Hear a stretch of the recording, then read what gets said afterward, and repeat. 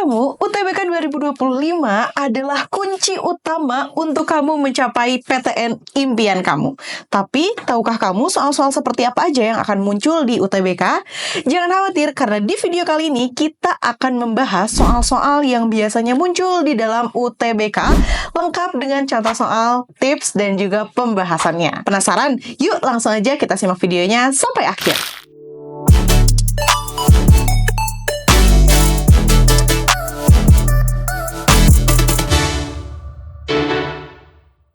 UTBK atau ujian tertulis berbasis komputer itu memiliki 3 subtes utama. Yang pertama adalah TPS atau tes potensi skolastik, yang mana di dalamnya itu akan menguji kemampuan berpikir logis dan juga analitis kamu. Di dalamnya ada 4 subtes yang biasanya diujikan.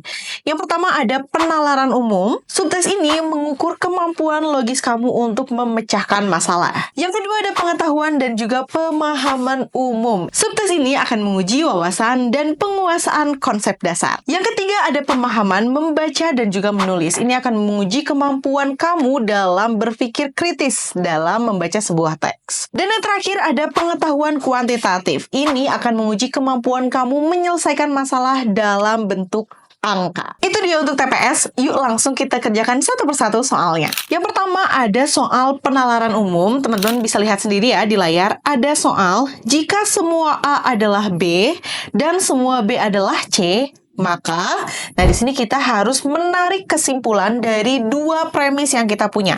Yang pertama ada semua A adalah B. Lalu yang kedua ada semua B adalah C. Lalu kita harus mencari kesimpulan dari 2 premis tersebut.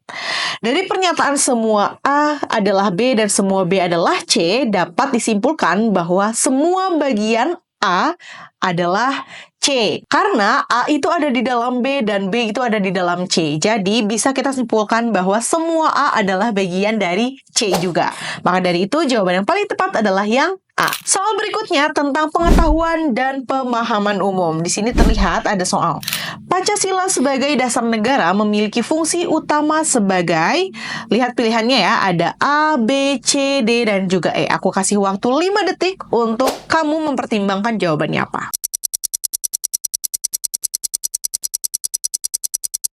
Dan jawaban yang paling tepat adalah yang C, dasar untuk mengatur pemerintahan. Sekarang kita analisis satu persatu jawabannya ya. Opsi jawaban A, pedoman hidup bermasyarakat. Ini memang salah satu fungsi dari Pancasila, namun bukan sebagai dasar negara, melainkan jadi pedoman hidup masyarakat. Gitu. Sekarang kita lihat yang B, ada alat untuk mencapai tujuan pribadi. Tentunya ini bukan ya, karena Pancasila itu berlaku untuk seluruh masyarakat Indonesia, bukan hanya kepentingan individu.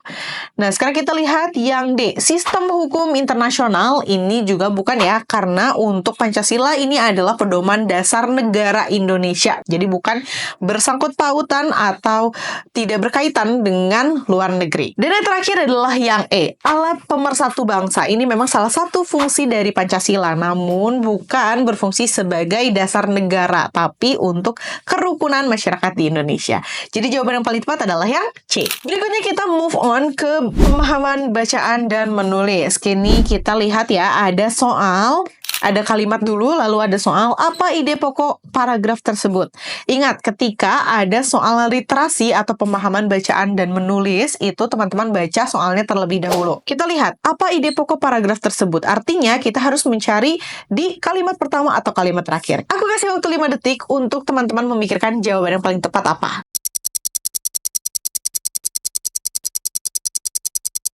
Dan jawaban yang paling tepat adalah yang D, atau stabilitas pertumbuhan ekonomi. Mengapa demikian? Sekarang kita akan bahas ya. Ide pokok teks di atas adalah stabilitas pertumbuhan ekonomi. Mengapa? Karena dijelaskan secara gamblang pada kalimat yang pertama bahwa adanya kerjasama antara pemerintah dan sektor swasta itu mendukung adanya pertumbuhan ekonomi yang stabil. Jadi jawaban yang paling tepat adalah yang D. Lanjut ke soal pengetahuan kuantitatif. Ini akan berhubungan dengan angka-angka, jadi pastikan kamu fokus ya. Ada soal di layar, jika 3X ditambah 5 sama dengan 20, maka nilai X adalah, aku kasih waktu 10 detik untuk kamu menghitung dan menemukan jawaban yang paling tepat.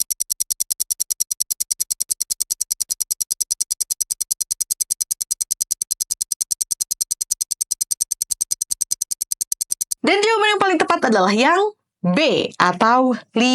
Mengapa demikian? Mari kita bahas satu persatu. Ketika menemukan soal seperti ini, teman-teman perlu melihat variabel apa yang dicari. Di sini yang dicari adalah yang X. Nah, ketika sudah mengetahui variabel apa yang dicari, kita langsung lihat soalnya. Di sini ada angka saja dan juga ada angka yang ditemani oleh variabel. Kita akan memisahkan kedua jenis tersebut di dua ruas yang berbeda. Kita akan memindahkan angka 5 ke ruas kanan agar kita bisa melakukan penjumlahan atau pengurangan. Jadi langsung aja kita tulis 3X sama dengan 20. Kita pindahkan angka 5-nya di ruas kanan. Kalau misalnya pindah, itu artinya tandanya juga berubah ya. Kalau di sini positif, ketika pindah ruas jadi negatif. Jadi 3X sama dengan 20 dikurangi 5. Oke, jadi kita tahu 3X sama dengan 15. Ketika sudah ada seperti ini, kita cukup menghilangkan angka yang ada di variabel X agar itu menyederhanakan langkah kita mengetahui nilai X. Kita langsung aja ya. Karena di sini kita ingin menghilangkan angka 3-nya, kita tinggal bagi aja 3 di kedua ruas. Jadi ruas kanan dan kiri sama-sama dibagi 3. 3X dibagi 3, 15 dibagi 3. 3X dibagi 3 artinya 3-nya hilang, cukup hanya X, dan 15 dibagi 3 itu 5. Jadi kita dapat kesimpulan X sama dengan 5. Jadi jawaban yang paling tepat adalah yang B.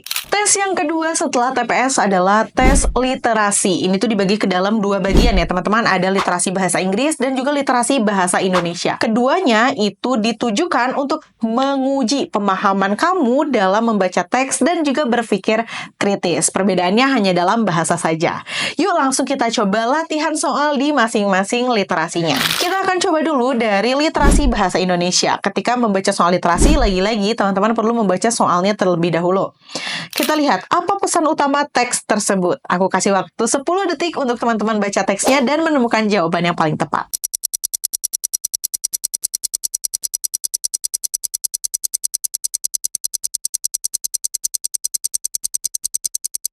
Dan jawabannya adalah yang B, atau lingkungan bersih adalah tanggung jawab semua orang. Jadi, teks di atas ini membahas tentang bagaimana pentingnya kebersihan untuk seluruh orang, gitu. Yang mana setiap individu memiliki tanggung jawab yang sama untuk memberikan lingkungan yang bersih. Dan di sini terlihat dari kalimat utama ya, atau kalimat pertamanya, lingkungan yang bersih dan sehat merupakan tanggung jawab bersama. Atau sinonimnya adalah lingkungan bersih adalah tanggung jawab semua orang. Jadi jawaban yang paling tepat adalah yang B. Dan sekarang kita akan coba bahas literasi bahasa Inggris. Di sini terdapat soal, what is the main goal of the new policy? Aku kasih waktu 10 detik untuk kamu menemukan jawaban yang paling tepat.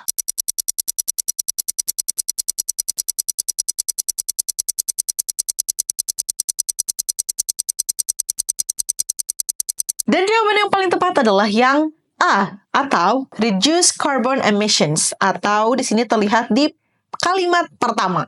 The government announced a new policy to reduce carbon emissions by 30% in the next decade. Jadi di sini ada main goal atau tujuan utama dari ketentuan yang berlaku gitu. Ini adalah merupakan soal factual information atau informasi yang terkandung di dalam teks secara tersirat gitu ya. Dan yang terakhir adalah soal penalaran matematika. Tes ini akan menguji kemampuan berpikir matematis kamu untuk menyelesaikan masalah yang logis. Di sini ada juga beberapa contoh soalnya, dan kamu perlu fokus pada yang pertama ada geometri dasar, lalu ada penyelesaian persamaan kuadrat, dan yang terakhir ada analisis pola logika numerik. Dan kita akan bahas salah satu contoh soalnya, oke? Di sini teman-teman bisa lihat ya di layar ada soal. Sebuah persegi memiliki luas 64 cm kuadrat. Berapakah panjang sisi persegi tersebut?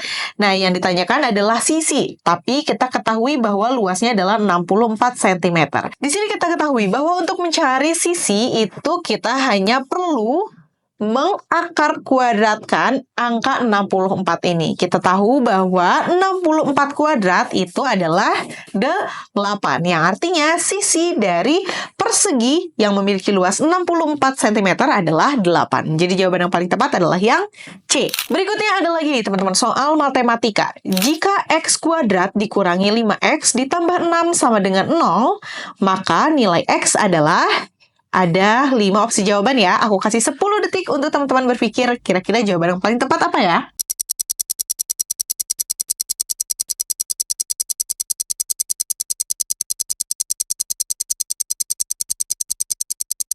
Dan jawaban yang paling tepat adalah A. Mengapa demikian? Yuk kita bahas bareng-bareng. Ketika teman-teman menghadapi soal seperti ini, artinya teman-teman perlu menggunakan rumus persamaan faktor.